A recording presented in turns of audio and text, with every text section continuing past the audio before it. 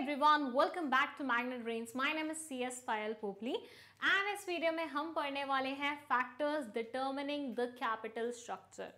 मतलब हमने ये देखा कि कैपिटल स्ट्रक्चर क्या होता है प्रीवियस टू प्रीवियस वीडियो में। अगर नहीं मिल रही है तो लिंक कमेंट सेक्शन में देख लीजिए आप उसका। उसमें हमने बात की कि पूरा कैपिटल किस तरह से अरेंज होना चाहिए, उसमें डेट का प्रपोर्शन कितना होना चाहिए, इक्विटी का कितना होना चाहिए। जब मैं आपको कैपिटल स्ट्रक्चर पढ़ा रही थी तो मैंने आपको एक बात बोली थी कि ये ना डिसीजन जो होता है कि कैपिटल स्ट्रक्चर में किसका प्रपोर्शन कितना रखना है, बहुत ही मेजर डिसीजन होता है, क्योंकि इसका फर्क आपको आपकी अर्निंग्स पे देखने को मिलता है, जो कि मैंने आपको फाइनेंशियल लेवरेज में वैसे ही समझा दिया कि किस प्रकार से डेट का प्रोपोर्शन बढ़ाने से आपकी अर्निंग्स इंक्रीज हो जाती हैं, बट कंडीशंस अप्लाइड आपका रिटर्न ऑन इन्वेस्टमेंट ज़्यादा होना चाहिए। यहाँ हम पढ़ेंगे बाकी के वो सारे फैक्टर्स जो कि आपको मदद करते हैं सेलेक्ट करने में कि इक्विटी का कितना प्रपोर्शन रखें और डेट का कितना प्रपोर्शन रखें। शुरू करेंगे फर्स्ट हमारे पॉइंट से, that is cash flow position. ये क्या बोलता है? मैं पहले ब्रीफ में थोड़ा सा आपको बता रही हूँ, उसके बाद वन बाय वन हम सारी पॉइंट्स को बहुत अच्छे डिटेल में चेक करेंगे। ये बोलता है कि कैश फ्लो सिस्टम अगर आपका अच्छा है तो आप डेट के लिए जा सकते हो, अच्छा नहीं है तो better go with equity. Debt service coverage ratio ये क्या होती है वो तो आपको तभी समझ में आएगा जब हम इसको अच्छे से डिस्कस करेंगे। सो अभी के लिए इसको हटा देते हैं। कॉस्ट ऑफ डेट, डेट आपको किस कॉस्ट पे मिल रहा है उस पर भी काफ़ी हद तक डिपेंड करता है आपको डेट के लिए जाना चाहिए या नहीं जाना चाहिए। देन है कॉस्ट ऑफ इक्विटी, मतलब इक्विटी आप कितने पैसों में अरेंज कर रहे हो, कितने एक्सपेंडिचर में आप अपनी इक्विटी का अरेंजमेंट कर रहे हो। अगर कम पैसों में हो रहा है तो ले लो, नहीं हो रहा है तो फिर डेट के लिए जाओ या और कोई ऑप्शन ढूंढो। रिस्क कंसिडरेशन, डेट ज़्यादा रिस्की होता है, इक्विटी कम रिस्की होता है। किसके पर्सपेक्टिव से? कंपनी के पर्सपेक्टिव से। तो अगर आपको ज़्यादा रिस्क नहीं लेना है तो आप चले जाइए इक्विटी के टूवर्ड्स, अगर आपको ज़्यादा रिस्क लेना है तो आप चले जाइए कहाँ पे? डेट के टूवर्ड्स। कंट्रोल, ज़्यादा इक्विटी इशू करना मतलब अपना कंट्रोल दूसरों के हाथों में छोड़ देना। ज़्यादा इक्विटी जब आप इशू करते हैं उसका क्या मतलब होता है कि ज़्यादा शेयर होल्डर्स होंगे। ज़्यादा शेयर होल्डर्स होंगे मतलब ज़्यादा ऑनर्स हैं। ज़्यादा ऑनर्स है तो मतलब एक ऑनर के हाथ में जो कंट्रोल है वो कम है। तो वो अगर आप चाहते हैं कंट्रोल डाइल्यूट हो जाए तो ज़्यादा इक्विटी इशू कीजिए, नहीं चाहते हैं तो डेट पे जाइए। स्टॉक मार्केट कंडीशन, इस टाइम पे स्टॉक मार्केट कैसा चल रहा है? अगर वो बूम पे चल रहा है तो आपकी इक्विटीज बहुत जल्दी सेल हो जाएंगी। अगर वो डिप्रेशन में चल रहा है तो इक्विटीज को होल्ड करना पड़ेगा। तो ऐसे सिनेरियो में स्टॉक मार्केट की कंडीशन पे भी डिपेंड करता है आपको इक्विटी चाहिए मिल पाएगी या फिर डेट मिल पाएगा। इंटरेस्ट कवरेज रेशो, ये रेशो भी मैं आपको तभी बताऊंगी जब हम उस पर्टिकुलर चीज़ पे आएंगे। देन है return on investment. Return on investment तो मैंने आपको बिगनिंग में ही बोल दिया, ये एक मेजर क्राइटेरिया होता है जिसके बेसिस पे डिपेंड करता है कि डेट ज़्यादा होगा या इक्विटी ज़्यादा होगी या किसका कितना प्रपोर्शन होगा। देन है टैक्स रेट, टैक्स किस रेट पे लग रहा है उस पर भी डिपेंड करता है, मतलब आपको गवर्नमेंट को कितने पैसे देने हैं आपके जो कमाई है उसमें से, तो उस पर भी डिपेंड करेगा इक्विटी ज़्यादा या डेट ज़्यादा। फ्लोटेशन कॉस्ट, किसी भी चीज़ को किसी भी सिक्योरिटी को इशू करने का जो कॉस्ट होता है उसको बोलते हैं फ्लोटेशन कॉस्ट। तो फ्लोटेशन कॉस्ट कितना रहेगा? ज़्यादा है तो फिर आप उस तरफ नहीं जाएंगे, कम है तो आप उस तरफ चले जाएंगे। देन है फ्लेक्सिबिलिटी, कितना ईजिली चीज़ें मोल्ड हो रही हैं, कितना ईजिली आप उस पर्टिकुलर चीज़ से या तो छुटकारा पा रहे हो या फिर उसको नॉर्मली ले रहे हो, तो उस पर भी काफ़ी हद तक डिपेंड करेगा कि आप इक्विटी की तरफ जाएगा या डेट की तरफ जाओगे। रेगुलेटरी फ्रेमवर्क, कुछ ऐसे प्रोविजंस भी हैं लॉ के जो आपके ऊपर रिस्ट्रिक्शन लगाते हैं, आप इससे ज़्यादा डेट नहीं ले सकते, आप इससे ज़्यादा इक्विटी शेयर इशू नहीं वो कर सकते इशू, आप इससे ज़्यादा इक्विटी शेयर्स नहीं इशू कर सकते। तो ये सारी चीज़ें भी काफ़ी हद तक रोल निभाएंगी आपके डेट और सिक्योरिटी के इशू के, मतलब इक्विटी के प्रोपोर्शन में। देन है capital structure of other companies, दूसरे क्या कर रहे हैं। अब भैया इंडिया में ना सबको यही पड़ा रहता है कि मैं तो जो कर रहा हूँ लेकिन बाकी लोग क्या कर रहे हैं उस चीज़ से।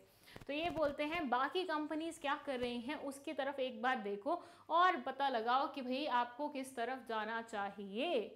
तो ये कुछ मेजर फैक्टर्स हैं जिनको आपको ध्यान में रखना पड़ता है बिफोर डिसाइडिंग कि आपका कैपिटल स्ट्रक्चर किस प्रकार का होगा। अभी आपको लग रहा होगा मैम क्या क्या लंबी आपने तो एक लाइन वो पकड़ ली, रेल पकड़ ली कि फट फट फट फट बता दिया। मैंने इसलिए फटफट बताया क्योंकि ये सारे के सारे प्रोविजंस अब हम डिस्कस करेंगे one by one with examples और डिटेल में, जिसकी शुरुआत करेंगे हम हमारे कैश फ्लो पोजीशन से। सो शुरू करते हैं हम कैश फ्लो पोजीशन। देखिए कैश फ्लो पोजीशन क्या बोलता है, यहाँ पे आपको मैं शॉर्ट में समझाती हूँ। ये एक इंसान है जिसने बैंक से लिया है लोन, जिसने बैंक से क्या लिया है, लोन लिया है। अब बैंक से लोन लेने पे बैंक ने इसे बोला कि आपको हर मंथ इंटरेस्ट पे करना पड़ेगा 10%। इसने बोला ओके, चलिए ओके तो बहुत अच्छे से बोल दिया, बैंक वालों के ऊपर इंप्रेशन छोड़ना था ना। अब इसके बिजनेस में हो सकती है दो सिचुएशंस, ध्यान दीजिएगा, दो सिचुएशंस हो सकती हैं। फर्स्ट सिचुएशन ऐसी है कि इसके बिजनेस में कैश फ्लो बना रहता है, यहाँ से पैसे आते हैं वहाँ जाते हैं, यहाँ से आते हैं वहाँ जाते हैं, यहाँ से आते हैं यहाँ जाते हैं, यहाँ से आते हैं यहाँ जाते हैं। This is called cash flow, मतलब कैश का फ्लो बना रहता है। तो एक सिचुएशन ऐसी है जहाँ पे इसके बिजनेस में कैश फ्लो बना रहता है। ऐसे सिचुएशन में फॉर से मैं बोलती हूँ 10,000 अमाउंट आ रहा है इंटरेस्ट का हर महीने, तो इसके लिए 10,000 पे करना कोई बड़ी बात नहीं होगी क्योंकि उसके पास कैश आता जाता रहता है। हार्ड कैश की बात नहीं कर रही हूँ, कैश मतलब बैंक अकाउंट में या फिर किसी भी लिक्विड फॉर्म में यू कैन से, ठीक है, या फिर ज़्यादा लिक्विड फॉर्म, जैसे मैं बोलती हूँ बैंक वाला हार्ड कैश नहीं है बट स्टिल लिक्विड कंसिडर किया जाता है क्योंकि उसको इजीली विड्रॉ किया जा सकता है। आई होप आपको ये सारी टर्म्स ऐसी नहीं लग रही कि फर्स्ट टाइम सुनी हुई है, क्योंकि मैंने लिक्विडिटी का मतलब आपको बहुत अच्छे से समझाया हुआ है मेरी प्रीवियस वीडियोस में। चलिए फर्स्ट सिचुएशन तो हो गई, कैश फ्लो क्या है, 10,000 है। 10,000 में आप क्या कर रहे हैं, क्योंकि आपके पास कैश फ्लो आता रहता है जाता रहता है, तो आपने 10,000 इजीली पे कर दिया। अब बात करते हैं सेकेंड सिचुएशन के बारे में। इस सिचुएशन में आपका कैश फ्लो इतना इजीली नहीं आता है, आपको कभी 7-8 महीने बाद थोड़ा सा कहीं से कैश आ जाता है। मेनली आपके पास असेट्स हैं, आपके पास बिल्डिंग है, आपके पास बड़ी बड़ी मशीनरी है, लेकिन कैश फ्लो का सिस्टम अच्छा नहीं है, मतलब इतना कैश फ्रीक्वेंटली आपके यहाँ नहीं आता। आप मुझे बताइए, क्या आप मशीन बेच के अपना इंटरेस्ट पे करेंगे? क्या आप बिल्डिंग बेच के अपना इंटरेस्ट पे करेंगे? क्या आपका घर बार बिक के आप इंटरेस्ट की पेमेंट करना चाहेंगे? Answer is no. तो भैया इस सिंपल से लॉजिक के साथ समझ जाओ कि कैश फ्लो सिस्टम अगर तुम्हारे यहाँ पे अच्छा है तो तुम डेट अफोर्ड कर सकते हो। लोन लेने का मतलब क्या होता है, डेट ही होता है ना। अब तुम्हें कैपिटल में डेट का हिस्सा अच्छा चाहिए, तो ये इंश्योर करो कि तुम्हारा कैश फ्लो अच्छा हो। कैश फ्लो अच्छा नहीं हुआ, देन इन दैट सिनेरियो आपको फिर दिक्कत आ सकती है अपना इंटरेस्ट का पेमेंट करने पे।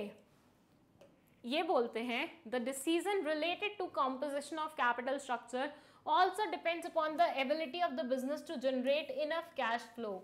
इनफ कैश फ्लो जनरेट हो रहा है या नहीं हो रहा है उस पर डिपेंड करती है आपकी क्या, capital structure. The company is under legal obligation to pay a fixed rate of interest.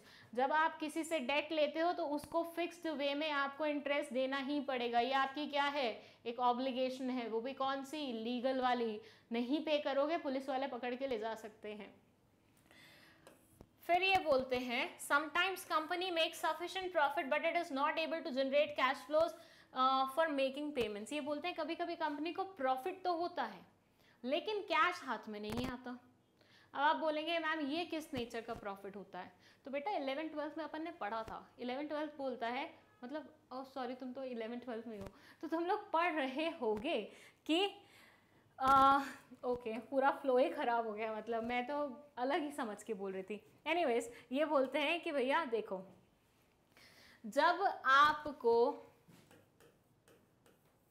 On papers तो प्रॉफिट नजर आता है, लेकिन कैश में आपके यहाँ चीजें नहीं आती हैं, तो ऐसा सिनेरियो होता है when you are generating profit but not generating the cash inflow. ऐसी बहुत बार सिचुएशंस आएंगे अकाउंट्स में, और बहुत अच्छी तरह से ये कॉन्सेप्ट आपको समझाई जाएगी। तो यहाँ पे ये बोलते हैं अगर ऐसी सिचुएशन आई तो कैश इनफ्लो नहीं हो रहा, तो उसके कारण आप डेट वाला चीज नहीं रख पाओगे। The expected cash flow must match with the obligation of making payments. उतना कैश इनफ्लो आपके पास होना चाहिए जितने की आप ऑब्लिगेशन अपने सर पे ले रहे हैं। A company employees more of debt security in its capital structure if the company is sure of generating enough cash inflow. मैं उतना ही खर्चा करूंगी ना जितना मुझे पता मेरे पास इनकम आएगी। ऐसा सोच के देखिए, मेरे पास एक क्रेडिट कार्ड है। अब अगर आप पूछ रहे हैं कि मैम क्रेडिट कार्ड क्या होता है, तो बेटा क्रेडिट कार्ड का मतलब होता है एक ऐसा कार्ड जो कि बैंक आपको देती है, आप उसे इस्तेमाल कर सकते हैं। आज मैं उसे इस्तेमाल करूंगी तो जो भी मेरा खर्चा होगा वो मुझे एक्चुअल पेमेंट 1 महीने या फिर 40 दिन बाद करनी पड़ेगी। मतलब बैंक ने मुझे एक फैसिलिटी दी है कि आप खर्चा तो आज कीजिए, लेकिन आपके हाथ से, आपके जेब से पैसे कब जाएंगे, जब अगला महीना या 40 दिन की साइकिल कंप्लीट हो जाएगी। तो मुझे ये 40 दिन मिल जाते हैं जब मैं खर्चा कर सकती हूँ बिना एक्चुअल कैश मेरे पास हुए। ठीक है, तो सेम चीज़ ये बोलते हैं कि भैया कोई इंसान क्रेडिट कार्ड से कितना खर्चा करेगा, उतना ही जितना उसे पता है उसकी इनकम आ सकती है। फॉर से आज क्या तारीख है, 16 तारीख है, 15 तारीख है। 15 तारीख को मैंने क्या किया, बहुत सारी शॉपिंग कर ली, बहुत सारी शॉपिंग कर ली, बट मेरे पास अभी मेरे अकाउंट में पैसे नहीं है। ठीक है, वाकई में नहीं है, मेरे अकाउंट में बिल्कुल पैसे नहीं है, बट मैंने शॉपिंग कर ली ये सोच के कि अगले महीने तो मेरे को सैलरी मिलेगी ना भाई। अब मैं शॉपिंग कितने की करूंगी, मैक्सिमम उतने की कर सकती हूँ जितने मैं कमा सकती हूँ, जितनी मेरी सैलरी होगी। ये तो नहीं होगा मेरी सैलरी 20,000 रुपये लेकिन मैं खर्चा कर रही हूँ 60,000 का, मेरी सैलरी 1 लाख रुपए और मैं खर्चा कर रही हूँ 10 लाख रुपए का। नहीं होगा ना बेटा, जितना आप कमाने वाले हो फ्यूचर में आप उतने की तो ऑब्लिगेशन अपने सर पे लोगे फिलहाल के रूप में। तो ये बोलते हैं कि आप तभी डेट की लायबिलिटी लो जब आप श्योर हो कि आपको उतना कैश फ्लो होगा। अगर नहीं हो श्योर तो फिर डेट लायबिलिटी लेने का कोई सेंस नहीं बनता है। चलिए यहाँ खत्म होता है हमारा फर्स्ट पॉइंट। चलिए मूव करते हैं हमारे सेकंड पॉइंट में, which is interest coverage ratio. Interest coverage ratio मतलब यहाँ पे हम जानेंगे कि इंटरेस्ट कवर हो पा रहा है कि नहीं हो पा रहा है, और उसके लिए ड्राफ्ट किया गया है एक रेशो।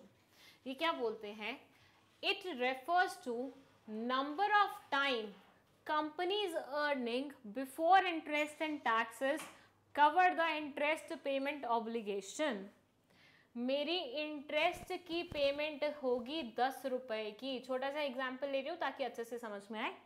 मेरे को इंटरेस्ट पे करना पड़ता है 10 रुपए, ठीक है, और मेरी अर्निंग्स है, अर्निंग्स का मतलब मैं यही मान रही हूँ EBIT। ठीक है, तो मैं जब भी अर्निंग बोलूँ मतलब आप समझ जाना EBIT की बात हो रही है, आफ्टर टैक्स वाले की बात नहीं हो रही है। ठीक है, मेरी EBIT कितनी है, मतलब मेरी अर्निंग्स कितनी है, 100 रुपये। अब 100 रुपये में मैं कितनी बार इंटरेस्ट पे कर सकती हूँ, 10 बार। 10 बार। अगर मेरी अर्निंग होती 90 रुपए की तो मैं कितनी बार कर सकती, 9 बार। अगर मेरी अर्निंग होती 80 रुपए की तो मैं कितनी बार कर सकती, 8 बार। अगर मेरी अर्निंग होती फॉर से 40 रुपए तो मैं कितनी बार इंटरेस्ट पे कर सकती थी, 4 बार। और मेरी अर्निंग होती 20 रुपए तो मैं कितनी बार कर सकती थी, 2 बार। तो ऐसे में ये बोलते हैं कि जितना ज़्यादा आपका इंटरेस्ट कवरेज रेशो होगा, जितना ज़्यादा आपका इंटरेस्ट कवरेज रेशो होगा उतना ही आप डेट लेना अफोर्ड कर सकते हैं। मेरे 2 सिचुएशन इमेजिन करो, चलो बच्चों की तरह ही समझाते हैं। 2 सिचुएशन मानो। एक सिचुएशन है आपके पास 10 रुपए हैं, एक सिचुएशन है आपके पास 100 रुपए हैं। ठीक है, आपको टॉफी परचेज करनी है जो कि 1 रुपए की एक आती है। 10 रुपए में आप कितनी टॉफीज परचेज कर पाओगे? सिर्फ 10। वेरस 100 रुपए में आप कितनी टॉफीज परचेज कर पाओगे? 100। क्या समझे? ये समझे कि जितना पैसा आपके पास ज़्यादा होगा, जितनी अर्निंग आपके पास ज़्यादा होगी और इंटरेस्ट कम होगा, उतना ही इंटरेस्ट कवरेज रेशो हाई होगा। और high interest coverage ratio means आप ज़्यादा डेट ले सकते हैं। इंटरेस्ट कवरेज रेशो का मतलब क्या होता है? उसका मतलब होता है कि भैया कितनी बार आपकी अर्निंग्स आपके इंटरेस्ट को पे कर सकती हैं, मतलब कितनी बार उसको कवर कर लेंगी। तो higher the earnings, lower the interest rate, higher will be the ICR, और higher the ICR that means higher will be your debt लेने की पॉसिबिलिटीज, मतलब आप और डेट ले सकते हो। चलिए, मैंने तो आपको नॉर्मली उसका मतलब समझा दिया, लेकिन इन्होंने एक फॉर्मूला भी दे दिया। ये बोलते हैं ICR कैलकुलेट करना है तो EBIT लिखो। फर्स्ट से मेरा 100 रुपये था EBIT, और उसके नीचे लिखो इंटरेस्ट। फर्स्ट से 10 रुपये इंटरेस्ट था, 10 0 से 0 कट, कितना बना? 10। ICR कितना आया? 10। ICR कितना आया? 10। मतलब आप उतनी अर्निंग से 10 बार उस इंटरेस्ट की पेमेंट कर सकते हो, ऐसा माने मोटा मोटा, वरना ये सही सेंटेंस नहीं है। सही सेंटेंस होगा कि आपका अर्निंग कितने टाइम्स ज़्यादा है किससे? आपके इंटरेस्ट पेमेंट से, पेमेंट ऑब्लिगेशन से। तो high ICR means companies can have more of borrowed fund securities, where is lower ICR means less borrowed funds. अच्छा, अगर तुम्हारा ICR आ रहा है तो तुम डेट सिक्योरिटी ज़्यादा ले सकते हो, अगर कम आ रहा है तो ऐसे सिनेरियो में आप डेट की तरफ ज़्यादा नहीं जा सकते हो। कि भाई सोच के देखो, तुम्हारा फर्स्ट से अर्निंग होता 10 रुपये और तुम्हारा इंटरेस्ट भी है 10 रुपये, तो हार्डली तुम एक ही बार अपनी पेमेंट कर पाओगे। अब व्हाट अबाउट नेक्स्ट मंथ, क्या करोगे तब? देखना पड़ेगा ना आपको वो सारी चीज़ें। तो ऐसे ही आप समझ सकते हैं इस पर्टिकुलर कॉन्सेप्ट को। चलिए मूव करते हैं हम हमारे थर्ड पार्ट पे, that is debt service coverage ratio. Debt service coverage ratio क्या बोलता है? DSCR is the abbreviation of this particular thing. ये बोलता है कि ये ICR से भी एक कदम आगे है, लिटरली उन्होंने यही बोला है। ये बोलते हैं it is one step ahead of ICR, that is ICR covers the obligation to pay interest on debt, whereas this thinks about interest as well as payment also. चलिए वापस आ जाते हैं हम यहाँ पे। देखिए ICR में हमने क्या देखा कि आपकी अर्निंग्स कितनी बार इंटरेस्ट, कितने टाइम इंटरेस्ट को कवर कर सकती है, यही देखा। तो ये बोलते हैं जो ये दूसरे वाली कॉन्सेप्ट है ना, ये ICR की भी एक कदम फॉरवर्ड है। इसमें आप सिर्फ अर्निंग्स को इंटरेस्ट के लिए नहीं रखते, आप प्रिंसिपल अमाउंट के लिए भी रखते हैं। अब आप बोलेंगे मैम ये प्रिंसिपल अमाउंट क्या होता है? तो चलिए पहले वही समझा देती हूँ। मैंने अपने फ्रेंड से, मैंने अपने दोस्त से लिया है एक लोन। काश मेरे इतने अमीर दोस्त होते जिनसे मैं लोन ले सकती थी, बट एनीवेज मैंने लिया है लोन अपने एक फ्रेंड से। उसने मुझे बोला 10% पे दूंगा, मतलब बहुत ही लिचड़ फ्रेंड था, तो इसने बोला मैं 10% पे तुम्हें लोन दूंगा। मैंने बोला ठीक है, 10% पे मतलब 10% पे, 10% इंटरेस्ट। अब उसने मुझे लोन दिया फॉर से 50,000 रुपये का, ठीक है। उसने मुझे लोन दिया कितने का? 50,000 रुपये का। मैंने बोला ठीक है भैया, और मुझे इंटरेस्ट मोटा मोटा ऐसे मान लेते, वैसे तो इंटरेस्ट की पेमेंट का अलग ही फॉर्मूला होता है, लेकिन मैं एग्जाम्पल के लिए यहाँ पे ले रही हूँ 5,000 रुपये, ठीक है। तो मैं ऐसे मान रही हूँ 5,000 हमारा इंटरेस्ट है। ऐसा नहीं है कि मेरा मैथ्स वीक है, बट इट्स जस्ट कि वो पूरी कैलकुलेशन करने में बहुत ज़्यादा टाइम लग जाएगा, इसलिए हमने एग्जाम्पल फिगर में ऐसे ही ले लिया रैंडम, ठीक है। तो this is basically the principal amount और this is the interest amount, ठीक है। Principal amount, interest amount. ICR में हमने सिर्फ इस चीज़ के बारे में सोचा, जो इंटरेस्ट हमें प्रिंसिपल पे पे करना ना अपने दोस्त को, वो 10% उसने जो बोला था, हमने सिर्फ उसके बारे में बात की। लेकिन ये जो DSCR है ये वाला बेसिकली आपके प्रिंसिपल के बारे में भी बात करता है। ये बोलता है भैया at the end of the day आपका दोस्त ये तो बोलेगा नहीं कि बेटा सिर्फ इंटरेस्ट दे दो, मैं बाकी कुछ नहीं लूँगा तुमसे। वो आपसे प्रिंसिपल अमाउंट भी लेगा ना, वो आपसे ये 5 लाख या 50,000 वाला फिगर भी लेगा ना। इंटरेस्ट तो एक कमाई का जरिया है जो वो आपको प्रिंसिपल के ऊपर चार्ज कर रहा है। इसका मतलब ये नहीं है वो प्रिंसिपल को भूल गया, उसको प्रिंसिपल याद है। तो principal amount plus interest amount दोनों की ही ऑब्लिगेशन कितनी कवर होगी उसके बारे में है ये पर्टिकुलर चीज। ये बोलती है डेट सर्विस कवरेज रेशो ना सिर्फ इंटरेस्ट के बारे में सोचती है बल्कि प्रिंसिपल अमाउंट के बारे में भी सोचती है, जो आपको कभी ना कभी रिपे तो करना ही है। Then DSCR profit tax plus depreciation plus interest plus non-cash expenditure written off upon preference dividend plus interest plus repayment of obligation। तो इतना बड़ा इसका फॉर्मूला है। The good news is this, आपको ये फॉर्मूला पूरा रटने की ज़रूरत नहीं है। But the bad news is this कि अकाउंट्स में आपको कहीं ना कहीं ये पढ़ना ही पड़ेगा, तो बाय डिफ़ॉल्ट आपको रट ही जाएगा वो चीज़, ठीक है। बिजनेस स्टडीज़ के लिए आपको इतना टेक्निकलिटीज़ में जाने की ज़रूरत नहीं होती, आप नॉर्मली भी काम चला सकते हो। If DSCR is high, then company can have more debt in the capital structure। बिल्कुल पुराने वाले की तरह है। ये बोलते हैं DSCR अगर बड़ा है तो आप डेट और रख सकते हो, अगर ये कम है तो आप डेट उतना नहीं रख सकते हो। सिंपल सा लॉजिक, कवरेज चेक कर रहे हैं भैया, आपकी अर्निंग्स उतनी होनी चाहिए ना कि आपका प्रिंसिपल भी वापस हो जाए, आपका इंटरेस्ट अमाउंट भी चला जाए। तो उस चीज़ का ध्यान देते हुए इन्होंने बोला अगर ज़्यादा अमाउंट, ये रेशो ज़्यादा बड़ी आएगी तो आप डेट का अमाउंट रख सकते हो, रेशो ज़्यादा बड़ी नहीं आई तो आप डेट का अमाउंट नहीं रख सकते हो। चलिए इसी बात पर शुरू करते हैं हम हमारा next point which is return on investment. Return on investment का मतलब है कि इन्वेस्टमेंट पे आप कितना रिटर्न कमा रहे हो। मैंने आपको बताया था ना कि डेट और इक्विटी आप तभी ले सकते हो जब आपको ये समझ में आए कि आपका रिटर्न ऑन इन्वेस्टमेंट कितना जा रहा है। हमने पूरा फाइनेंशियल लेवरेज की वीडियो में यही बात की है कि डेट का प्रोपोर्शन इंक्रीज करेंगे तो आपकी अर्निंग्स इंक्रीज हो सकती हैं, बट शर्ते आपका रिटर्न ऑन इन्वेस्टमेंट ज़्यादा होना चाहिए इंटरेस्ट ऑब्लिगेशन से। तो बस यहाँ पे उसी चीज़ को एक बार रिपीट करते हुए ये बोलते हैं return on investment is another crucial factor which helps in deciding the capital structure. Return on investment एक बहुत क्रूशियल फीचर है जिसके बेसिस पे हम डिसाइड करते हैं कैपिटल स्ट्रक्चर को।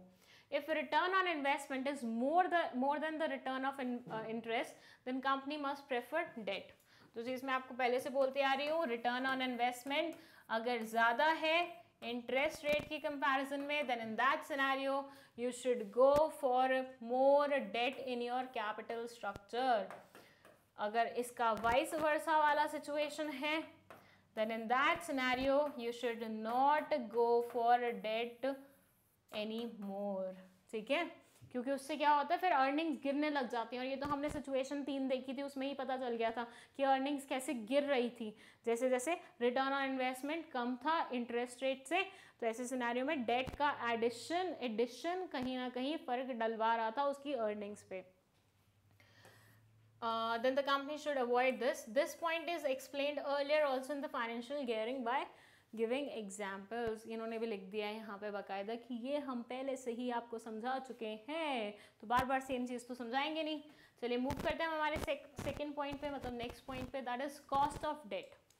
ये बोलते हैं if firm can arrange borrowed fund at low rate of interest then it will prefer more of debt as compare to equity. मुझे कहीं से पैसे की आवश्यकता पड़ी है, मुझे कहीं से पैसे अरेंज करने हैं, मैं लोन लेने जाती हूँ, लोन लेने में मुझे ज़्यादा खर्चा नहीं उठाना पड़ता और मुझे लोन मिल जाता है। मतलब थोड़ी सी वैसी मेहनत लगी कि तुम्हें रोज़ जाना पड़ेगा, मैनेजर के थोड़े चक्कर काटने पड़ेंगे, थोड़ा उसको खुश करना पड़ेगा, ऐसा सब, बाकी तुम्हें पैसे ज़्यादा खर्च नहीं हो रहे तुम्हारे। तो ऐसे सिनेरियो में मैं लोन लेना पसंद करूँगी कि नहीं करूँगी? ऑब्वियसली करूँगी भाई, जो चीज़ मुझे आसानी से मिल रही है, जिसमें मुझे कॉस्ट ज़्यादा इनकर भी नहीं हो रही, वो तो मैं फटाफट ले लूँगी। लेकिन ऑन द अदर साइड मुझे पैसे की ज़रूरत है, इस बार मैं इक्विटी की तरफ जा रही हूँ। मैंने बताया था ना, इक्विटी जब हम इशू करते हैं 100 ऑब्लिगेशन होती हैं। अपना आईपीओ देखो, स्टॉक एक्सचेंज में रजिस्ट्रेशन कराओ, सेबी को इन्फॉर्म करो, आरओसी को इन्फॉर्म करो, फॉर्म्स फाइल करो, आईपीओ इशू करो, और पता नहीं क्या क्या क्या क्या क्या ऑब्लिगेशंस होती हैं। तो ऐसे सिनेरियो में उन सारी ऑब्लिगेशंस पे खर्चा भी बहुत होता है। I am repeating this thing, खर्चा भी बहुत होता है, और ये चीज़ मैं आपको पहले भी बता चुकी हूँ। तो ऐसे सिनेरियो में आप इक्विटी के टूवर्ड्स नहीं जाना चाहेंगे। कॉस्ट ऑफ डेट मतलब डेट की कॉस्ट कितनी है, किस चीज़ को भी इशू करने की कितनी कॉस्ट है। एक्चुअली मैंने आपको फ्लोटेशन कॉस्ट भी साथ में ही समझा दिया है। फ्लोटेशन कॉस्ट का मतलब होता है किसी भी सिक्योरिटी को इशू करने में जितना खर्चा आ रहा है। यहाँ कॉस्ट ऑफ डेट में डेट की बात कर रहे हैं और फ्लोटेशन कॉस्ट में दोनों की बात हो जाएगी, इक्विटी की भी डेट की भी। तो मैंने तीनों ही पॉइंट्स को आपको कंबाइन करके एक ही साथ समझा दिया। चलिए अब मूव करते हैं हमारे नेक्स्ट पॉइंट पे, which is tax rate. Tax rate में ये बोलते हैं high tax rate makes debt cheaper as interest paid to debt security holder is subtracted from the income before calculating tax। चलिए वापस ले चलते हैं आपको फाइनेंशियल लेवरेज की दुनिया में। वहाँ हमने एक फॉर्मूला पढ़ा था, अगर आपको याद हो तो हमने पढ़ा था EBIT minus interest is EBT या फिर अर्निंग बिफोर टैक्स, चलिए माइनस टैक्स, ये आ जाती है आपकी अर्निंग्स टोटल, और इसको अगर हम नंबर ऑफ शेयर से डिवाइड कर देते हैं तो वो आ जाती है आपकी EPS। ठीक है, दोबारा से सुनिएगा, EBIT minus interest is equal to earning before tax minus tax is equal to normal earnings, और अगर हम उसे डिवाइड कर देंगे नंबर ऑफ शेयर से तो ये आ जाएगा अर्निंग पर शेयर। ये पूरा फॉर्मूला मैं आपको एक्सप्लेन कर चुकी हूँ जस्ट हमारी प्रीवियस वीडियो में, और हमने सारे क्वेश्चन भी इसी के थ्रू सॉल्व किए हैं, राइट। अब ये क्या बोलते हैं, ये बोलते हैं आपके कैपिटल स्ट्रक्चर में जितना ज़्यादा डेट होगा, आपके कैपिटल स्ट्रक्चर में जितना ज़्यादा डेट होगा उतना आपको टैक्स कम पे करना पड़ेगा। क्यों बोल रहे हैं ऐसा, वापस से फॉर्मूला पे आइए। टैक्स का अमाउंट कब हम माइनस कर रहे हैं, हम पूरी इक्वेशन में से टैक्सेशन का अमाउंट कब माइनस कर रहे हैं, जब हम ऑलरेडी इसमें से इंटरेस्ट को माइनस कर चुके हैं। इंटरेस्ट को हमने ऑलरेडी माइनस कर दिया है, उसके बाद जो फिगर बचा है उसके ऊपर हम टैक्सेशन की कैलकुलेशन कर रहे हैं। तो ऐसे सिनेरियो में ये बोलते हैं कि अगर डेट ज़्यादा होता है तो उसका मतलब है उसका इंटरेस्ट भी ज़्यादा होगा, उसका इंटरेस्ट ज़्यादा होगा तो जो फिगर यहाँ पे आएगी वो कम आएगी, जो फिगर यहाँ पे आएगी वो कम आएगी, तो उसमें से टैक्स भी तो कम कैलकुलेट होगा, क्योंकि टैक्स का परसेंटेज हम किस पे कैलकुलेट करते हैं, इस वाले अमाउंट पे करते हैं। ये भी मैं आपको पहले एक्सप्लेन कर चुकी हूँ। तो दोबारा से समझ लीजिए, हमारे पास पहले होती है earning before interest and taxation, जिसमें से पहले हम इंटरेस्ट को माइनस करते हैं, जो फिगर आता है उसके ऊपर हम टैक्स कैलकुलेट करते हैं, मतलब इस अमाउंट पे हम टैक्स कैलकुलेट करेंगे, और उसके बाद जो फिगर आएगी उसको नंबर ऑफ शेयर से अगर हम डिवाइड करेंगे तो वो बन जाती है अर्निंग पर शेयर। ये बोलते हैं अगर आपका टैक्स रेट बहुत ज़्यादा है और आपको टैक्स बचाना है तो एक काम कीजिए, ज़्यादा डेट रखिए। ज़्यादा डेट रखेंगे तो ज़्यादा इंटरेस्ट की पेमेंट होगी, ज़्यादा इंटरेस्ट की पेमेंट होगी तो EBT कम आएगा, EBT कम आएगा तो टैक्सेशन तो EBT पे ही कैलकुलेट होता है तो टैक्सेशन भी कम आएगा, and as a result of it आपको इतना ज़्यादा गवर्नमेंट को टैक्स पे नहीं करना पड़ेगा। सो अगर टैक्सेशन का रेट बहुत हाई है तो आप अपने यहाँ पे डेट का प्रपोर्शन ज़्यादा रखेंगे, अगर टैक्सेशन का रेट कम है तो आप अपने यहाँ पे डेट का प्रपोर्शन कम रख सकते हैं। सो ये एक और तरीका है इन ऑर्डर टू कैलकुलेट कि आपको कैपिटल स्ट्रक्चर में किसका कितना पार्ट रखना है। अच्छा एक चीज़ मैं और बता दूं, after discussing all these factors last में एंड में मैं आपको 5-10 मिनट्स में हर एक चीज को किसको ज्यादा पे रखने पे किसको ज्यादा रखना पड़ता है, किसको ज्यादा होने पे किसको ज्यादा रखना पड़ता है, जैसे अभी हमने पढ़ा ना कि अगर आपका टैक्स रेट ज्यादा है तो डेट ज्यादा रखिए, ये सारी चीजें बताऊंगी। सो लास्ट का वो वाला पोर्शन बिल्कुल स्किप मत कीजिएगा, क्योंकि वो पूरी ही वीडियो का क्या होगा, समरी होगा। ठीक है, चलिए, तो ये हो गया हमारा एक और point. So high and tax rate means prefer debt, whereas low tax rate we can prefer equity in capital structure, जो चीज़ मैं आपको अभी ऑलरेडी एक्सप्लेन कर चुकी हूँ। अगर इसको अच्छे से समझना है तो इसे EBIT वाले एग्जाम्पल के साथ ही पढ़ना। ठीक है, 2-3 क्वेश्चन सॉल्व करके देख लेना, आराम से समझ में आएंगी सारी चीज़ें। नेक्स्ट है हमारा कॉस्ट ऑफ इक्विटी।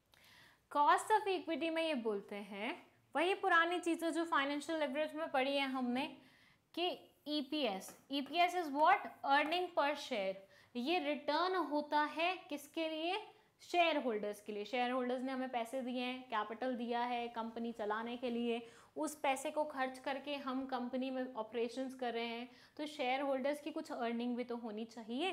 तो अर्निंग पर शेयर अगर डेट के कारण इंक्रीज हो रहा है, अगर अर्निंग पर शेयर डेट के कारण इंक्रीज हो रहा है, तो इन दैट सिनेरियो आपको डेट को कैपिटल स्ट्रक्चर में रखना चाहिए।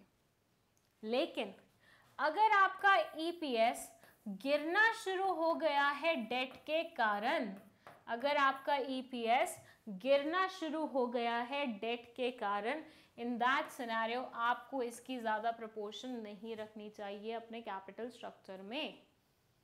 देखिए, पहले तो आपको ये सारी चीज़ें ना तभी समझ में आएंगी जब आपने प्रीवियस वीडियो देखी होगी, क्योंकि एक्चुअली ये दोनों वीडियो क्या है, लिंक्ड हैं एक दूसरे से। तो अगर आप इंडिविजुअली ये वीडियो देख रहे हो तो आपको हो सकता है कुछ चीज़ों में ऐसे लगे कि ये कितना फास्टली एक्सप्लेन कर दिया, बट बेटा वो इसलिए किया गया है क्योंकि प्रीवियस वीडियो में मैंने सारी चीज़ें बहुत डिटेल में समझाई हैं। तो यहाँ पर मैं उन सब चीज़ों को थोड़ा सा जल्दी जल्दी निकाल रही हूँ, सो दैट जिन्होंने पुरानी वीडियो देखी है उनके लिए रेपिटेशन नहीं हो। सो फाइनेंशियल लेवरेज में हमने इन सारी चीज़ों पे बहुत अच्छे से बात करी है कि डेट का स्ट्रक्चर अगर हम हाई करते हैं कैपिटल स्ट्रक्चर में तो EPS इंक्रीज होता है, लेकिन वो तभी होता है जब रिटर्न ऑन इन्वेस्टमेंट ज़्यादा है इंटरेस्ट रेट से। अगर ऐसा नहीं हुआ तो डेट आपके लिए खतरनाक हो सकता है। तो ये बोलते हैं जब तक डेट EPS को बढ़ा रहा है तब तक उसे रखो, जब डेट EPS को कम करना शुरू कर देगा तो उसको भी कैपिटल स्ट्रक्चर से हटा दो। It says another factor which helps in deciding capital structure is the cost of equity. Owners और equity shareholders expect a return on their investment. ये बोलते हैं जो owners होते हैं वो भी तो expect करते हैं ना, भाई हमने इतने पैसे लगाए कुछ तो मिले हमें, तो वो earning per share उनका क्या है, expectation है। As far as debt is increasing, earning per share, then we can include it in the capital structure. But when EPS starts decreasing with inclusion of debt, then we must depend upon equity share capital only. जो चीज़ मैंने यहाँ पे लिखी है आपके लिए short में, वही चीज़ लाइन्स में लिखी हुई है। अच्छा, एक चीज़ आप कर सकते हैं, जब आप पेपर में इस पर्टिकुलर पॉइंट को एक्सप्लेन कर रहे होंगे तो उस टाइम पे इंश्योर कीजिएगा कि आपने ये जो पढ़ा है ना सबका सब, ठीक है, ये तो एज इट इज़ लिख ही सकते हो, लेकिन और ज़्यादा क्लैरिटी देने के लिए किसको, आपके एग्जामिनर को, आप ऐसे प्रोपोर्शंस में भी लिख सकते हो चीज़ें। जब ऐसे फॉर्मूला बना के ऐसे फॉर्मेट में आप लिखोगे ना, ये ईजिली समझ में आता है सामने वाले इंसान को। तो इस फॉर्मेट में लिखना ताकि आपके इम्प्रेशन अच्छा पड़े एग्जामिनर पे, प्लस उसको पसंद भी आए। चलिए नेक्स्ट पॉइंट पे शिफ्ट करते हैं, विच इज़ फ्लोटेशन कॉस्ट। अच्छा, ये पॉइंट मैं ऑलरेडी आपको समझा चुकी हूँ जब मैं आपको डेट का कॉस्ट समझा रही थी। तो फ्लोटेशन कॉस्ट कुछ नहीं है, बस सिक्योरिटीज़ को किस अमाउंट पे इशू करते हैं, कितना खर्चा आता है उनको इशू करने का, वही पर्टिकुलर चीज़ है। ज़्यादा खर्चा होगा नहीं करेंगे, कम खर्चा होगा कर देंगे, सिंपल सा लॉजिक। चलिए नेक्स्ट है रिस्क कंसिडरेशन। रिस्क कंसिडरेशन क्या बोलता है, ये बोलता है financial risk refers to position when a company is unable to meet its financial charges such as interest, preference, dividend, payment to creditors, etc. If firm's business risk is low, then it can raise more capital by issue of debt securities, whereas vice versa वाली situation. इस इंसान ने जी तोड़ date ले लिया, इधर से loan, उधर से लोन, उधर से लोन, दोस्त से, यार से, इससे, उससे, सबसे लोन लेके बैठा हुआ है, इसकी कमाई कहीं से नहीं हो रही। मुझे बताइए इंटरेस्ट कहाँ से चुकाएगा, और एक आधी जगह का चुका भी देगा, बाकी सबको क्या करेगा। सेम केस अप्लाई होता है कंपनी पे। ये बोलते हैं कि इंटरेस्ट जो है ना वो रिस्क है, जो आप अपने सर पे तभी लेते हैं जब आपको पता होता है उस रिस्क के साथ आप मैनेज कर सकते हैं। भाई मैं अपने फ्यूचर में कितना रिस्क लूँगी, सिर्फ उतना ही लूँगी जितना मुझे पता है मैं अफोर्ड कर सकती हूँ, एब्जॉर्ब कर सकती हूँ। मैं अपनी एब्जॉर्प्शन के बियॉन्ड अगर रिस्क लेने लगी तो हो सकता है एक पॉइंट के बाद हो जाए कि मेरा कुछ नुकसान हो जाए। कंपनी के साथ भी ऐसा ही है। ये बोलते हैं कि भैया कंपनी जो कैपिटल रेज करती है वो उस बेसिस पे करनी चाहिए कि वो लेस रिस्की रहे। अगर आपको लगता है कि आप उतना रिस्क बेयर कर सकते हो तो ज़्यादा डेट की टूवर्ड्स चले जाओ। अगर आप ज़्यादा रिस्क बेयर नहीं कर सकते तो आप उस डेट की तरफ मत जाइए। कोई सेंस नहीं बनता मैं इतना रिस्क लेके बैठ जाऊँ अपने सर पे, कल मेरी पेमेंट नहीं आ रही है कहीं से, उस सिनेरियो में मेरी ही सरदर्दी बढ़ जाएगी, मैं ही इधर उधर घूमती रहूँगी। फिर क्या होगा, मैं इन इंटरेस्ट को पे करने के दूसरा लोन लूँगी, और वही तो सिचुएशन होती है डेट ट्रैप वाली, जहाँ पे आप अपने ही जाल में वो हो जाते हैं, पूरा घूम जाते हैं। सो बिजनेस रिस्क अगर फर्म को लो चाहिए तो वो डेट कैपिटल नहीं इशू करेगी, वेयर अगर हाई चाहिए तो वो कर सकती है। नेक्स्ट पॉइंट बोलता है flexibility. Excess of debt may restrict the firm's capacity to borrow further. ये बोलते हैं एक कंपनी है, उसने भर भर के लोन ले लिया है, जैसे पुराने वाले पॉइंट में हुआ था ना, यहाँ पे भी इसने भर भर के क्या ले लिया, लोन ले लिया। इसकी जितनी प्रॉपर्टीज थी, जितनी भी प्रॉपर्टीज थी, जितनी भी, सब की सब इसने क्या कर दी, लोन पे चढ़ा दी, कोलैटरल में रख दी। अब इसके पास कोई भी प्रॉपर्टी पेंडिंग नहीं है जो कोलैटरल पे नहीं हो, गिरवी कोई, मतलब सारी गिरवी रखी हुई है, कोई भी इसके नाम पे अभी नहीं है। ऐसे सिचुएशन में खुदा न खास्ता इसको कोई ज़रूरत पड़ी, इसको कोई ज़रूरत पड़ी, क्या करेगा, कहाँ से लाएगा पैसे, लोन कहाँ से चुकाएगा। नया लोन तो आप बाद में लोगे, आपको नया लोन तो मिलेगा ही नहीं। ऐसे मान के रखो आपके पास प्रॉपर्टी तो बची नहीं है कोई लोन लेने वाली, तो लोन तो नया आपको नहीं मिलने वाला। लेकिन अब ज़रूरत के समय में पैसे कहाँ से आएंगे। ये बोलते हैं जब आप बहुत ज़्यादा डेट ले लेते हैं, बहुत ज़्यादा डेट ले लेते हैं, तो ऐसे सिनेरियो में एक फर्म की बोरो करने की कैपेसिटी पे रिस्ट्रिक्शन आ जाती है। आप फर्दर बोरो नहीं कर सकते हैं। अगर आपने किया, पहली बात तो कर ही नहीं पाओगे, बिना कोलैटरल के कोई लोन नहीं देगा आपको, कोई आपका रिश्तेदार नहीं है कि आपको फट से उठा के पैसे दे दे, कोई नहीं करने वाला है ऐसा। सो अगर नहीं किया, और अगर आपने पहले से ही वो कोटा फुल करके रख लिया, जैसे वो बोलते हैं ना कि पाप का घड़ा भर जाए तो वो क्या हो जाता है, फूट जाता है। तो यहाँ पे ये आपका क्या है, बोरोइंग्स का घड़ा है, भर गया ना, उसके बाद आपको उससे ज़्यादा कुछ नहीं मिलेगा। पानी कितना स्टोर कर सकते हैं आप एक कंटेनर में, जितना उस कंटेनर की लिमिट होती है, उसके बियॉन्ड उसमें पानी डालेंगे तो वो क्या होएगा, स्प्लैश होएगा ना, बस सिंपल सा लॉजिक है। तो ये फ्लेक्सिबिलिटी पे बात करता है कि भैया थोड़ी सी फ्लेक्सिबिलिटी आपको हमेशा रखनी चाहिए, थोड़ा सा स्कोप आपको हमेशा रखना चाहिए। अगर तुम्हारी कैपेसिटी 100% लोन लेने की है ना, तो कोशिश करो 70 पे तुम अपने आप को रोक दो, और वो 30 सेव करके रखो फ्यूचर के लिए, जहाँ पे आपकी वो मान लीजिए कोई ज़रूरत आ जाती है, ऐसा कुछ इमरजेंसी वाली चीज़ हो जाती है। तो बस इतना ही है फ्लेक्सिबिलिटी में। नेक्स्ट पॉइंट पे शिफ्ट करते हैं, that is your control. Control में जैसे मैंने आपको बताया था कि शेयर होल्डर्स जो होते हैं ना, वो कंपनी के क्या होते हैं, ऑनर्स होते हैं। ऑनर क्या होते हैं, वो लोग होते हैं जो कंपनी के बिहाफ पे डिसीजन लेते हैं। वैसे तो नॉर्मल फंक्शनिंग तो कौन देखता है, बोर्ड ऑफ डायरेक्टर्स देखते हैं, लेकिन जिनका पैसा लगा होगा मेजर डिसीजंस में तो उनका ही रोल होगा ना। तो जो भी इंसान कंपनी के शेयर्स खरीदता है वो कंपनी का ऑनर बन जाता है, और अल्टीमेटली कंपनी का कंट्रोल अपने हाथ में ले लेता है। अब ऐसे मानिए एक कंपनी में 10 शेयर होल्डर्स थे, ठीक है। अब उन 10 ने मिलकर डिसाइड किया कि कंपनी के लिए हमें क्या करना है, और क्या लाना है, कैपिटल लाना है। फिर क्वेश्चन अराइज हुआ डेट से लाएंगे या फिर इक्विटी से लाएंगे। इन्होंने बोला कि इक्विटी से ले आते हैं, मतलब सही रहेगा, कोई फिक्स्ड ऑब्लिगेशन भी नहीं होगी। इन्होंने इक्विटी इशू कर दी। अब ये 10 लोगों ने मिलके क्या किया है, इक्विटी इशू की है। चलिए बहुत बढ़िया कर दिया आपने इक्विटी इशू करके।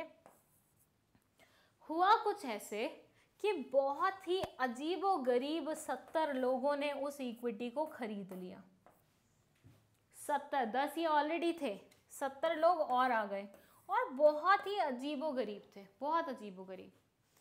इन लोगों को समझ ही नहीं आ रहा था उनके साथ एडजस्ट कैसे करना है।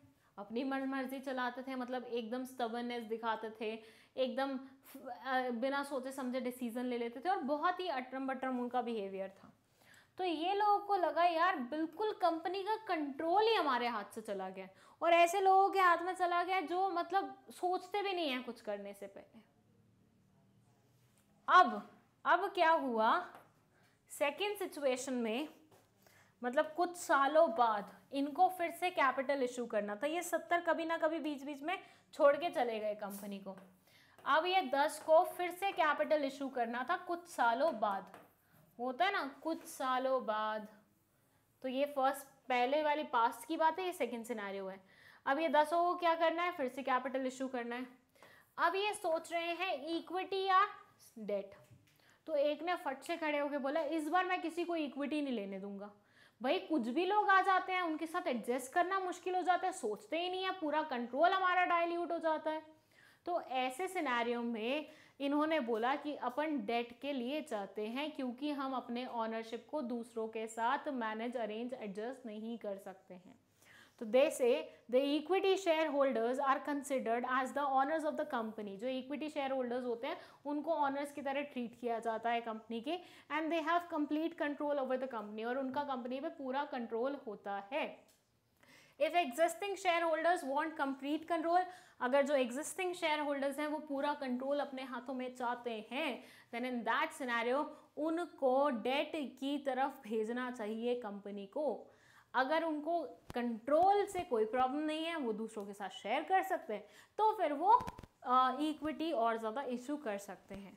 तो ऐसे सिनेरियो में इन्होंने डिसाइड किया था हम इक्विटी से करेंगे। इक्विटी से करके पछता रहे थे, तो इन्होंने सेकेंड इंस्टेंस में बोला कि हम कंट्रोल किसी और के साथ शेयर नहीं कर सकते, हम 10 लोगों की अच्छी बनती है, वी वांट कि कंट्रोल हमारे हाथ में ही रिटेन रहे। तो ऐसे सिनेरियो में वो डिसाइड करेंगे कि भैया डेट ले लेते हैं, इक्विटी छोड़ देते हैं। चलिए मूव करते हैं नेक्स्ट पॉइंट पे, दैट इज रेगुलेटरी फ्रेमवर्क। फिर बात करते हैं रेगुलेटरी फ्रेमवर्क की। ये क्या बोलता है, ये बोलता है कि भैया देखो आपने डिसाइड कर लिया कि मुझे इतने का लोन चाहिए अपने कैपिटल स्ट्रक्चर में और इतने का इक्विटी चाहिए, बट उससे पहले ये तो चेक कर लो कि अथॉरिटीज़ क्या बोलती हैं। भाई मैं बोलूँ कि मुझे तो सारा का सारा लोन चाहिए और बहुत सारा लोन चाहिए, मैं चाहती हूँ पूरी कैपिटल स्ट्रक्चर मेरी लोन से बनी हो, या फिर मैं बोलती हूँ कि पूरी कैपिटल स्ट्रक्चर मेरी इक्विटी और डिबेंचर से बनी हो, देन इन दैट सिनेरियो बहुत सारी ऐसी रेगुलेटरी अथॉरिटीज़ भी तो हैं जो डिसाइड करती हैं कि बेटा आप कितना लोन ले सकते हैं, कितनी इक्विटी इशू करवा सकते हैं, कितने डिबेंचर्स इशू कर सकते हैं। तो बस यहाँ पे उन्हीं के बारे में बात हो रही है। ये बोलते हैं कि ये डिसाइड करना कि कैपिटल स्ट्रक्चर में क्या आएगा क्या नहीं आएगा, वो सोली तुम्हारा डिसीजन नहीं होता, ये सोली ऑनर का डिसीजन नहीं होगा कि भैया कैपिटल कैसे चलेगी, कैपिटल स्ट्रक्चर कैसे चलेगा। ये काफ़ी हद तक गवर्नमेंट और उसकी कुछ बॉडीज़ पे भी डिपेंड करता है।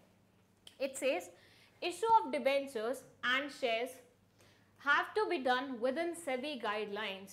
गवर्नमेंट ने क्या किया हुआ है, गवर्नमेंट ने बनाई हुई है एक अथॉरिटी, मतलब बहुत सारी अथॉरिटीज़ बनाई हुई हैं, उसमें से एक है सेबी। इसको somebody pronounce it as SEBI, some call it SEBI, जो भी है, ठीक है, तो हम सेबी बुला लेते हैं। तो SEBI is the authority which is constructed, which is created by what, government. तो गवर्नमेंट ने ये बनाई, अब बॉडी बनाई है तो कुछ काम भी दिए होंगे। तो इसके काम क्या है, ये रेगुलेट करती है कंपनी की ये पूरी प्रोसेस की, कैसे उसके शेयर्स इशू होंगे, कैसे डिबेंचर्स इशू होंगे, कैसे बाकी सारी चीज़ें चलेंगी। तो आपको अगर शेयर्स इशू करवाने हैं, आपको अगर डिबेंचर्स इशू करने हैं, तो आपको इसकी गाइडलाइंस को फॉलो करना पड़ता है। टाइम टू टाइम ये डिफरेंट गाइडलाइंस देती है जो कि कंपनीज़ के लिए रूल बुक बन जाती है, कंपनीज़ को वो फॉलो करना ही पड़ता है, उसको फॉलो किए बिना काम नहीं चलेगा। Then they say companies have to follow the regulations of monetary policies also. Government की कुछ मॉनेटरी पॉलिसी भी होती है. मॉनेटरी मतलब क्या? पैसे से रिलेटेड पॉलिसीज. इसके बारे में ज़्यादा डिटेल में आप इकोनॉमिक्स में पढ़ेंगे, मैं यहाँ पे ज़्यादा डीप में नहीं जा रही हूँ. तो मॉनेटरी पॉलिसीज जो गवर्नमेंट बनाता है उसके अकॉर्डिंग भी कंपनी को चलना पड़ता है.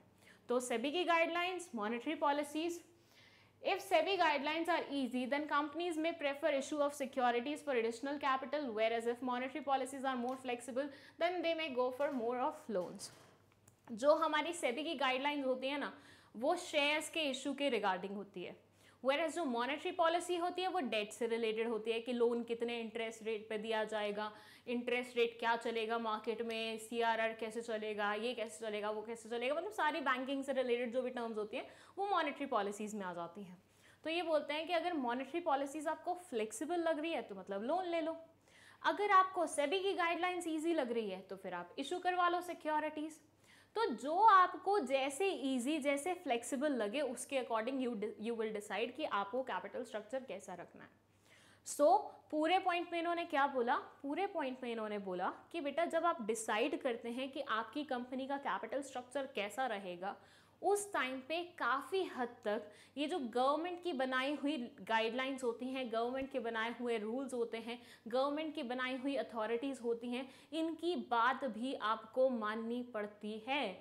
आप पूरा डिसीजन खुद से नहीं ले सकते हैं, पूरी मनमर्जी आपकी नहीं चलेगी. तो अगर सेबी की गाइडलाइंस आपको रिलैक्स्ड वे में लगती है, फ्लेक्सिबल लगती हैं, ज़्यादा कम्बरसम नहीं लगती हैं, देन इन दैट केस आपको इशू करवाने चाहिए शेयर्स.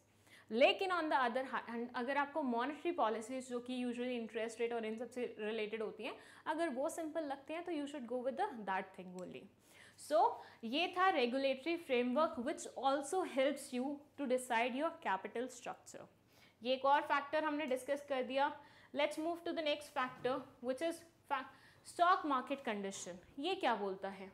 स्टॉक मार्केट कंडीशन क्या बोलती है? सबसे पहले इसमें हम बात करेंगे कि स्टॉक मार्केट में होता क्या है, स्टॉक मार्केट में बूम पीरियड या रिसेशन पीरियड क्या होता है, उसके बाद हम इस कॉन्सेप्ट पे आएंगे. देखिए,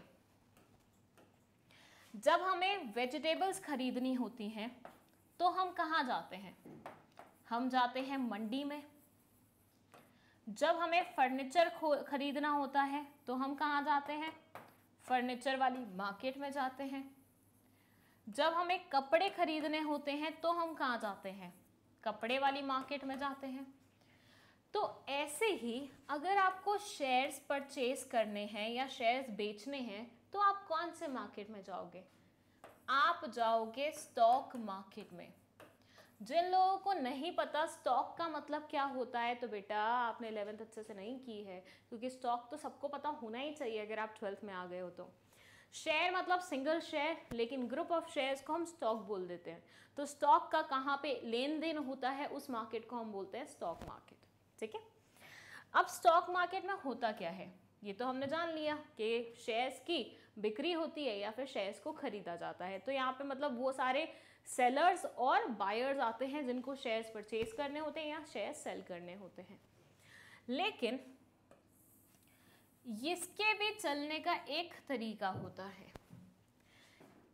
नॉर्मली तो ये ऐसे चलता है, ठीक है, लेकिन कभी कभी ऊंची उड़ानें भरता है, मतलब बहुत अच्छे रेट से चल रहा होता है, बहुत फ़ायदा कमा रहा होता है, बहुत अच्छा परफॉर्म कर रहा होता है. उस पीरियड को हम बोलते हैं बूम पीरियड. मतलब स्टॉक मार्केट बूम पीरियड पे है, मतलब अच्छा कमा रहा है और किसी ने इसमें इन्वेस्ट करके रखा हुआ है तो दैट मीन्स अच्छे पैसे कमाने वाले हो तुम. और फिर आती है इसमें गिरावट जिसको हम बोलते हैं डिप्रेशन पीरियड या फिर रिसेशन पीरियड. ये रिसेशन वर्ड आपने काफ़ी बार सुना होगा. 2008-9 में यूएसए में रिसेशन पे काफ़ी चर्चा हुई थी, वर्ल्ड वाइड काफ़ी इसके बारे में बात हुई थी. तो ये वही रिसेशन है. तो स्टॉक मार्केट जब एकदम से बढ़ावा दिखा रहा है that is known as boom period. और स्टॉक मार्केट अगर गिर जाता है, बहुत बुरी तरह से गिरता है, तो उसको डिप्रेशन या रिसेशन पीरियड बोलते हैं. ठीक है, ये थी जनरल टर्म्स. अभी इनको भी अगर आप आगे जाके पढ़ोगे ना तो इनमें भी स्पेशलाइजेशन है. डिप्रेशन वर्सेस रिसेशन क्या फ़र्क होता है, बहुत सारी चीज़ें आ जाती हैं, लेकिन अभी हम जनरल पढ़ रहे हैं क्योंकि हम 12th का पढ़ रहे हैं. So boom period, depression period.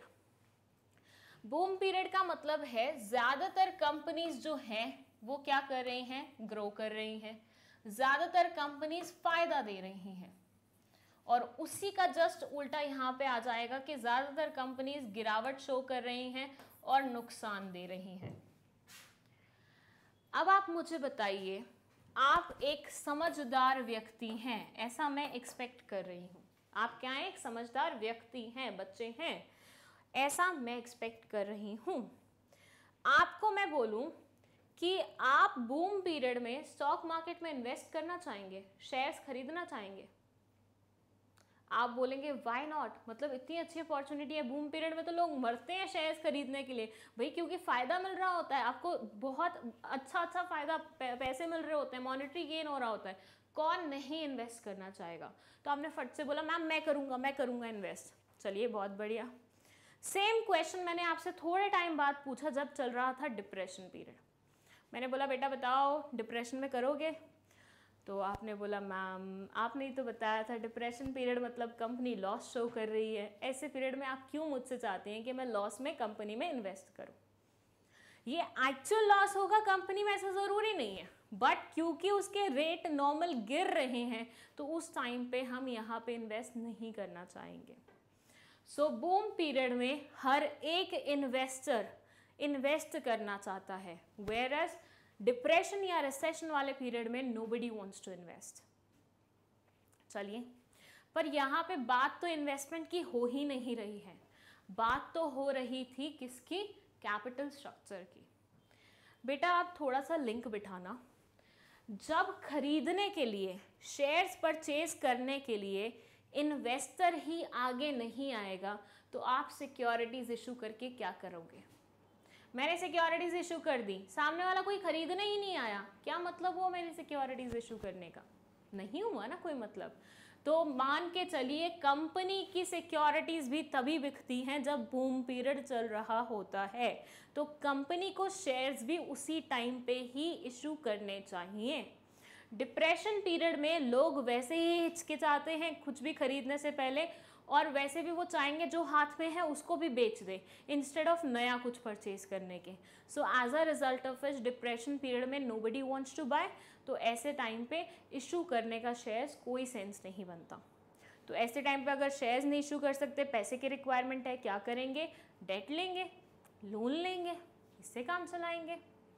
Same चीज़ यहाँ लिखी हुई है, ये बोलते हैं there are two conditions of market. Condition होती है मार्केट की दो, एक होती है बूम कंडीशन, दूसरी होती है रिसेशन कंडीशन या फिर depression condition. These conditions affect the capital structure, especially when company is planning to raise additional capital. ये बोलते हैं ये दोनों ही structures ना काफ़ी हद तक capital के structure के फैसले को influence करती हैं। जब भी कंपनी सोचती है ना capital structure को change करना है, securities issue करनी है, तो ये दोनों चीज़ें ही कहीं ना कहीं उसमें एक रोल निभाएंगी। Depending upon the market condition the investor may be more careful in their dealing. ये बोलते हैं उस टाइम पे जो कंडीशन प्रिवलेंट होगी उसके अकॉर्डिंग ही इन्वेस्टर इन्वेस्ट करना चाहेगा। अच्छा पीरियड है तो इन्वेस्टर इन्वेस्ट करेगा, नहीं है अच्छा पीरियड तो इन्वेस्टर इन्वेस्ट नहीं करेगा। During depression period in market business is slow and investor also hesitate to take risk, so as this time it is advisable to issue borrowed funds. ये बोलते हैं डिप्रेशन के टाइम पे market का हाल वैसे ही बहुत बुरा होता है, तो कभी ना स्टॉक मार्केट में डीलिंग करने वाले लोगों से बात करना। वो ऐसे ही बोलते हैं यार आज तो मार्केट का हाल बहुत बुरा है, आज तो मार्केट बहुत गिरी पड़ी है, तो उनका बोलना ही यही होता है। तो जब ऐसा टाइम होगा जब मार्केट ही गिरी पड़ी है, मार्केट का हाल बुरा है, कौन नया खरीदना चाहेगा शेयर? तो ऐसे टाइम पे कंपनी को बोरोड फंड की तरफ जाना चाहिए। But if there is boom period, business is flourishing and investors also take risk and prefer to invest in equity shares to earn more in the form of dividend. But जब boom period होता है, everybody wants to take the profit at their home, तो वो क्या करते हैं, वो invest कर लेते हैं फटाफट और डिविडेंड लेके घर चले जाते हैं। सिंपल सी बात। तो market condition, stock market condition भी काफ़ी हद तक आपके कैपिटल स्ट्रक्चर के फैसले को इन्फ्लुएंस करती है। चलिए आगे बढ़ते हैं। ये है हमारा most probably the last point of factors determining the capital structure which is capital structure of other companies. ये क्या बोलता है? Capital structure of other companies बोलता है कि भैया जब आप कोई काम करते हो तो आप क्या करते हो, वो काम दूसरे लोगों ने कैसा किया है एक आइडिया ले लेते हो उसका। जैसे मैं बोलूँ कि अगर मुझे कोई बड़ा प्रोजेक्ट हाथ में आया है तो मैं क्या प्रेफर करूँगी कि 2-4 लोगों का देख लूँ कि वो कैसे बना रहे हैं, कैसे कर रहे हैं, है ना। उसके बाद आपको एक तो आइडिया आ जाता है, आपको पता चल जाता है नॉर्मल सिनेरियो क्या है, ज़्यादातर लोग किस चीज़ पे वर्क कर रहे हैं, कैसे वर्क कर रहे हैं। तो एक आइडिया लेने के लिए बोलते हैं कि कैपिटल स्ट्रक्चर दूसरी कंपनियों का भी देख लो। जो आपसे मिलती जुलती कंपनीज है ना, एक बार उनका कैपिटल स्ट्रक्चर देख लो, वो कितना लोन लेते हैं, कितना वो लेते हैं, इक्विटी इशू करते हैं। But the real question lies यो कि क्या किसी कंपनी को बिल्कुल इमिटेट करना सही रहेगा। मतलब मैं बोलूँ, मैंने एक दुकान खोली है, दुकान नहीं इंडस्ट्री खोली, थोड़ा बड़ा सोचते हैं, तो मैंने एक इंडस्ट्री खोली है, मेरे दोस्त ने भी एक इंडस्ट्री खोली। अब हुआ ये कि मेरे दोस्त की इंडस्ट्री में जैसी चीज़ें चल रही है ना, मैंने बिल्कुल वैसी की वैसी कॉपी कर ली। कैपिटल स्ट्रक्चर में भी मैंने ऐसे किया, उसने थोड़ी सी अपनी सेविंग्स यूज़ की थी, थोड़ा सा इक्विटी इशू किया, थोड़ा सा लोन लिया। तो मेरे पास बहुत पैसा है, बहुत पैसा है, ठीक है, पर फिर भी मैंने क्या किया, सेविंग्स थोड़ी सी इस्तेमाल की, मैंने भी लोन लिया, मैंने भी इक्विटी इशू की, बिना सोचे समझे। क्या मैंने यहाँ पे अच्छा किया? ये बोलते हैं, वो तो साइड की बात है कि भैया तुमने अच्छा किया कि नहीं किया। अगर तुम्हारे सेविंग के बदले तुम्हें एफडी में अच्छे रेट मिल रहे होते तो हो सकता था तुमने सही किया। लेकिन ये बात है कि किसी को एकदम से ब्लाइंडली फॉलो करना कभी भी काम नहीं आता। ये चाहे लाइफ लेसन्स की बात कर लो, चाहे आप एक यहाँ पे बिजनेस की बात कर लो, किसी को अगर तुम कंटिन्यूसली सेम वे में फॉलो करने की कोशिश करोगे ब्लाइंडली, बिना सोचे समझे, तो आपके हाथ में कुछ नहीं लगेगा। तो ये बोलते हैं कि आप दूसरी कंपनीज के कैपिटल स्ट्रक्चर का थोड़ा सा आइडिया ले लो, ताकि आपको पता चल जाए कि बाकी जगह पे चल क्या रहा है। लेकिन सबको कॉपी करना, दैट्स नॉट राइट। सबके साथ एक जैसा, मतलब सबके साथ बैठने के चक्कर में तुमने बिल्कुल वैसा ही एक वो सिस्टम इमिटेट कर लिया है। इमिटेट करने का मतलब होता है नकल करना।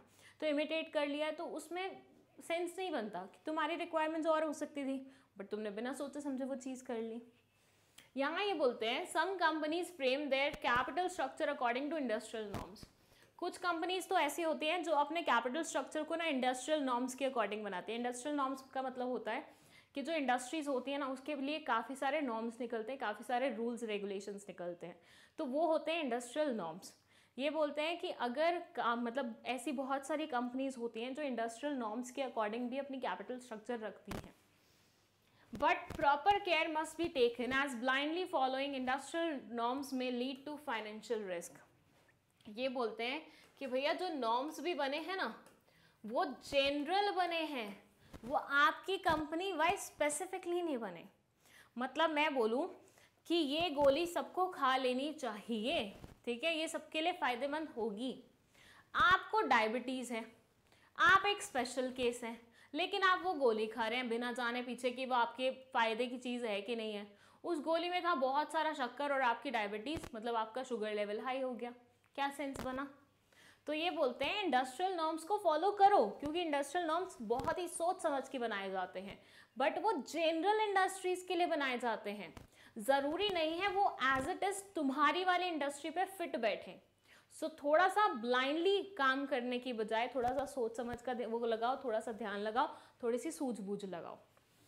If firm cannot afford high risk, it should not raise more delay only because other firms are raising. ये बोलते हैं अगर फर्म ज़्यादा रिस्क अफोर्ड नहीं कर सकती, मुझे पता है मेरी फर्म की रिस्क अफोर्ड करने की कितनी कैपेबिलिटी है, मेरी फर्म ज़्यादा रिस्क नहीं अफोर्ड कर सकती। आई डोंट हैव प्रॉपर्टीज़ और ख़ानदान का पैसा और क्या हमारे चाचा विधायक, कुछ ऐसा नहीं है, ठीक है। लेकिन दूसरे कर रहे हैं तो मैंने भी वैसे ही कर लिया। मतलब वो तो वही बात हो गई कि सब कुएं में डूब रहे हैं तो आप भी चले जाइए, कूद जाइए। गलत बात है ना। तो आपको अपनी रिक्वायरमेंट्स के अकॉर्डिंग देखना पड़ेगा। अगर आपका रिस्क लेने का, उतना हाई रिस्क लेने की अफोर्डेबिलिटी नहीं बनती है, do not take it. Just because others are doing it, do not do it. एक पर्सनल एग्जाम्पल से समझाती हूँ। पर्सनल मतलब 11th-12th में जो होता है, नॉट माई पर्सनल लाइफ का एग्जाम्पल। 11th-12th में क्या होता है कि सब कुछ कर रहे हैं ना, मतलब हमारी पूरी क्लास कुछ कर रही है तो हमें भी करना होता है, चाहे वो चीज़ तुम्हारे लिए ठीक है या नहीं है। सब पार्टी कर रहे हैं, सब 31st की रात को मिल रहे हैं, सब पब जाएंगे, मस्ती करेंगे, लाइक अल्कोहल वैल्कोहल सब चलेगी, ठीक है। होता है 11th-12th वालों को बड़ा क्रेज होता है कि बड़े बनना है हमें एकदम से, तो वो फालतू चीज़ें चल रही हैं। अब आपकी फैमिली प्रिंसिपल्स अलग हैं, आपकी कैपेबिलिटीज़ अलग हैं, आपके गोल्स अलग हैं, आपकी मान्यताएं अलग हैं, लेकिन जस्ट टू फिट इन आप भी वही काम कर रहे हो। नुकसान यहाँ पे उनका नहीं होगा, आपका होगा। सो आप पता लगाइए आपके लिए क्या बेस्ट है और उसी के अकॉर्डिंग चीज़ें करिए। ये यहाँ पे ये बिल्कुल नहीं बोल रहे कि तुम पार्टी ना करो, करो लेकिन अपने लिमिट्स में रह के। ये यहाँ पे बिल्कुल भी ये नहीं बोल रहे कि तुम इंडस्ट्रियल नॉर्म्स को फॉलो नहीं करो, करो लेकिन अपनी रिक्वायरमेंट्स, अपनी कैपेबिलिटीज़ को ध्यान में रखते हुए, अपने रिस्क फैक्टर को ध्यान में रखते हुए। A useful guideline in capital structure planning is the debt equity ratios of other companies in the same industry. ये बोलते हैं कैपिटल स्ट्रक्चर प्लानिंग में एक बहुत यूजफुल गाइडलाइन होती है, वो क्या होती है कि दूसरी कंपनीज का डेट इक्विटी रेशियो क्या है। डेट अपॉन इक्विटी रेशियो अपन बनाते थे ना, बस वही आपको पता लगाना है कि बाकी इंडस्ट्री में क्या चल रहा है, कितना वो अपने कैपिटल स्ट्रक्चर में डेट रखते हैं, कितना इक्विटी रखते हैं। There are usually some industry norms which may help care, however must be taken that the company does not follow the industry norms blindly. Same चीज़ उन्होंने repeat की हुई है आपके लिए यहाँ पे। For example, if the business risk of a firm is higher, it cannot afford the same financial risk. It should go in for low debt. Thus, the management must know what the industry norms are, whether they are following them or deviating from them. Okay, so बात वही है, क्या बोल रहे हैं कि industrial norms को follow करो, दूसरे लोगों को देखो वो क्या कर रहे हैं, एक आइडिया लेने के लिए, उनको कॉपी मत करो और ब्लाइंडली तो बिल्कुल मत करो कि भाई वो कर रहा है तो मुझे भी करना है। ऐसे कई बार हम अड़ जाते हैं अपने पेरेंट्स के सामने, मेरा बेस्ट फ्रेंड तो ऐसा कर रहा है तो मुझे भी ऐसा करना है। भाई तुम्हारे बेस्ट फ्रेंड की अलग सिनेरियो है, उसका फैमिली कल्चर अलग है, उसकी चीज़ें अलग हैं, वो अलग स्टेटस से आता है, तुम अलग स्टेटस से आते हो, तुम कैसे उसको इमिटेट कर सकते हो। तो इमिटेट किसी को नहीं करना है, जस्ट एक आइडिया लेना है in order to like take that thing in your mind कि भाई एग्जैक्टली क्या चीज़ तुम्हारे लिए सही रहेगी, और फिर एनालाइज करके ही सारी चीज़ें करनी है, ब्लाइंडली कुछ नहीं करना है। चलिए यहाँ पे ख़त्म होते हैं हमारे वो सारे फैक्टर्स जो कि हमारे कैपिटल स्ट्रक्चर को इन्फ्लुएंस करते हैं। नाउ व्हाट, नाउ हम पढ़ेंगे नेक्स्ट वीडियो में कुछ नया टॉपिक, दैट्स इट। चलिए फिर अगर आपको डाउट है तो कमेंट सेक्शन में लिख दीजिए, अगर आपको नोट्स चाहिए तो उसका लिंक आपको डिस्क्रिप्शन बॉक्स में मिल जाएगा। एंड अगर आपको कोई भी डाउट है 11th-12th की बिजनेस स्टडीज़ में, इकोनॉमिक्स में, अकाउंट्स में, तो यहाँ पे मैग्नेट ब्रेन्स पे सारी वीडियोस, सारे प्लेलिस्ट बने हुए हैं, आप इजीली उन्हें देख सकते हैं, समझ सकते हैं। प्रीवियस और नेक्स्ट वीडियो के लिए आप लिंक दिया हुआ है कमेंट सेक्शन में, उसे फॉलो कर सकते हैं। एंड आपके वैल्यूएबल कमेंट्स हमारे लिए अवेटेड रहेंगे। Thank you so much.